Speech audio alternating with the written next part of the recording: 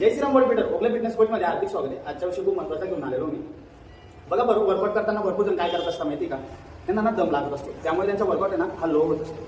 तर यामुळे ना त्यांना घडी दम लागल्यामुळे त्यांना भरपूर जण सांगत असतात की वो डॉक्टरांकडे दाखव वगैरे. त्यांनी काय म्हणत ते तो व्यक्ती डॉक्टरांकडे दाखवतो, त्यानंतर त्याला काय अस्थमा वगैरे असं निघत असतं चेकअप झाल्यावर. तर अस्थमासाठी वेगवेगळे ते टॅब्लेट्स वगैरे घेत असतात. पण एक घरचा उपाय म्हणून मी सांगतो हवे, तर ज्याला योग्य वाटेल तो करू शकतो, बाकी ज्याची त्याची इच्छा. तर घरचा उपाय हे बघा, लवंग प्रत्येकाच्या घरामध्ये आढळत असते. तर तुम्हाला काय करायचं आहे, 30 मिलीलिटर पाण्यामध्ये 6 लवंग घ्यायचे आहे, त्या टाकायच्या आणि चांगलं उकळून घ्यायचं आहे. उकळल्यानंतर त्याचा चांगला काढा बनवून घ्यायचा आहे. तो काढा बनवून घेतल्यावर तुम्हाला तो 3 टाईम घ्यायचा आहे दिवसातून. तर 3 टाईम तुम्ही जेव्हा घेणार त्यामध्ये थोडं मध टाकून 3 टायमाला त्यामध्ये मध हे मिक्स करायचं त्या काढ्यामध्ये आणि तो तुम्हाला प्यायचा आहे.